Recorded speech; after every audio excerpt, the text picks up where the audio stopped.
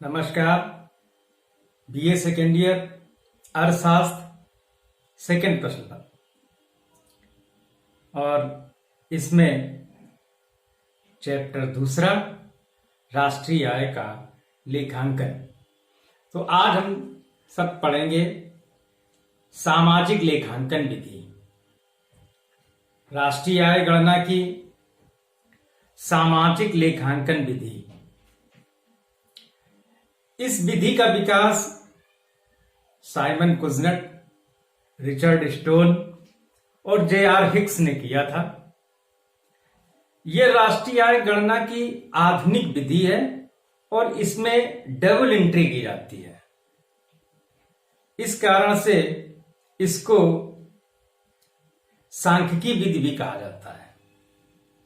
तो सबसे पहले उसकी परिभाषा और सामाजिक लेखांकन के इस विधि के कौन कौन से कंपोनेंट्स हैं और सामाजिक लेखांकन विधि के प्रयोग में क्या कठिनाइयां हैं, इसका विश्लेषण आज हम करेंगे। तो सबसे पहले सामाजिक लेखांकन विधि किसे कहते हैं?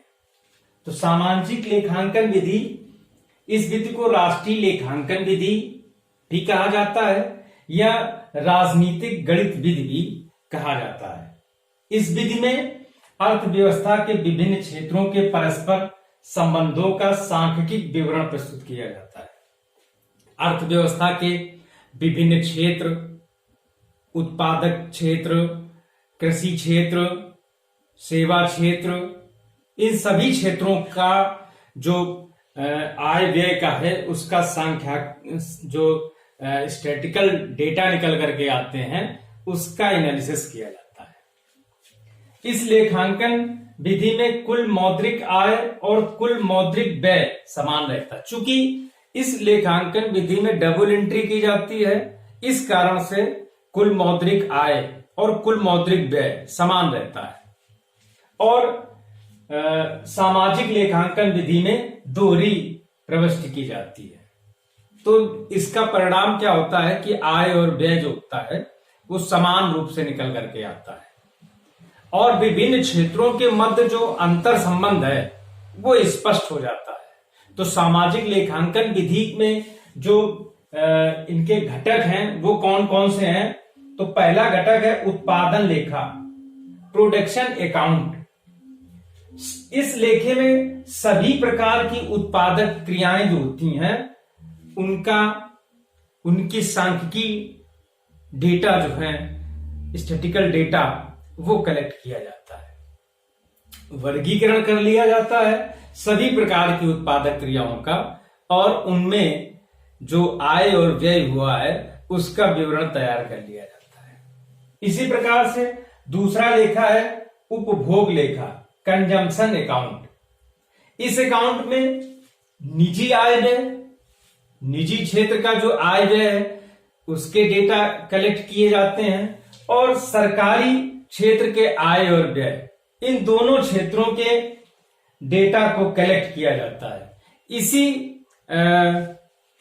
उपभोग लेखा में गैर लाभकारी जो संस्थाएं हैं, एनजीओ हैं, उनके भी आय और व्यय का विवरण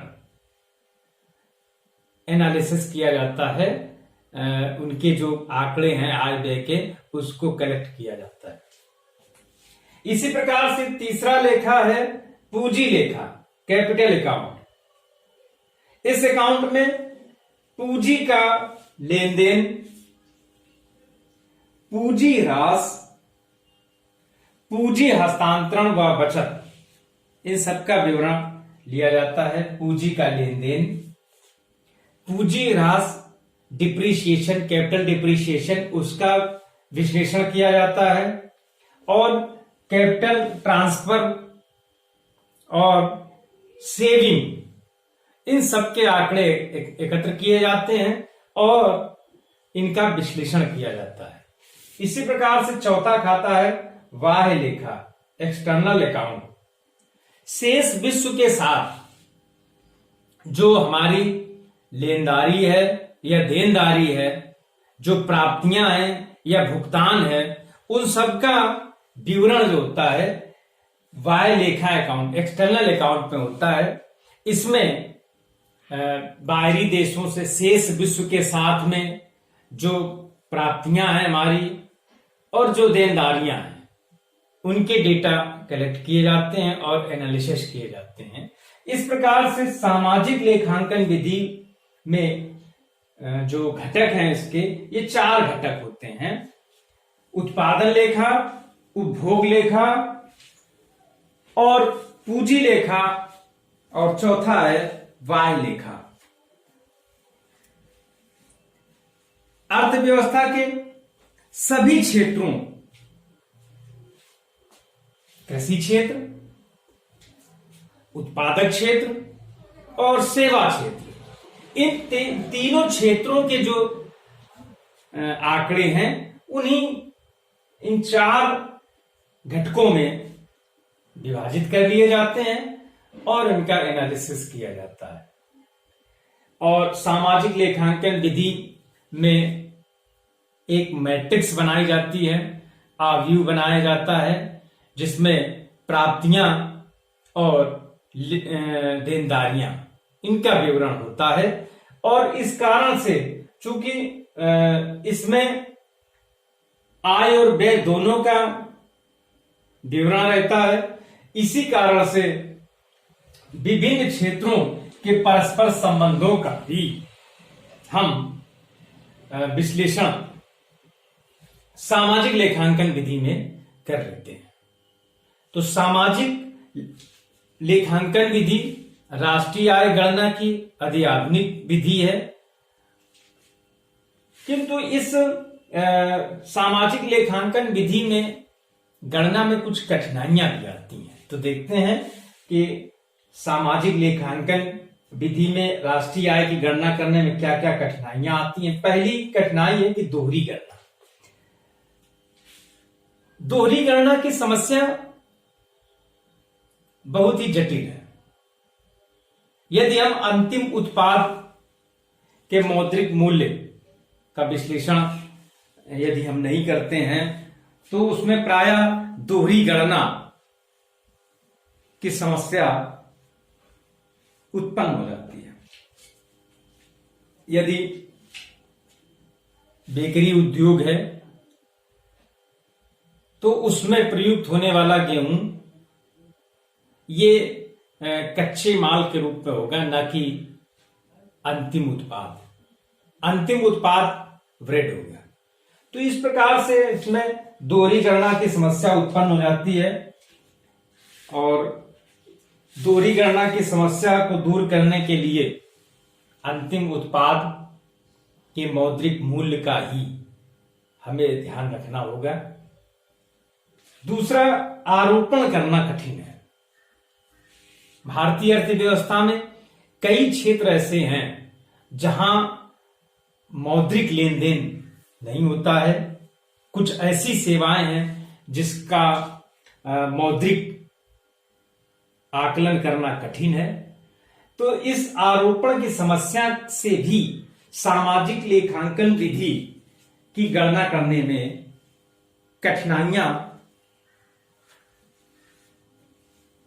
आती हैं। एक और समस्या है कि सार्वजनिक सेवाओं का विश्लेषण। जो सार्वजनिक सेवाएं हैं उनसे प्रत्यक्ष लाभ और अप्रत्यक्ष लाभ, इसका मौद्रिक निर्धारण करना भी कठिन है।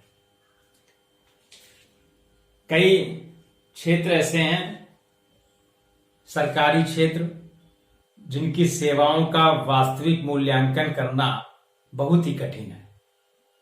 जैसे एक बांध परियोजना है तो बांध से सिंचाई और पेयजल, किंतु जब बांध में पानी एकत्र किया जाता है तो आसपास के कई क्षेत्रों में भूजल स्तर ऊंचा हो जाता है।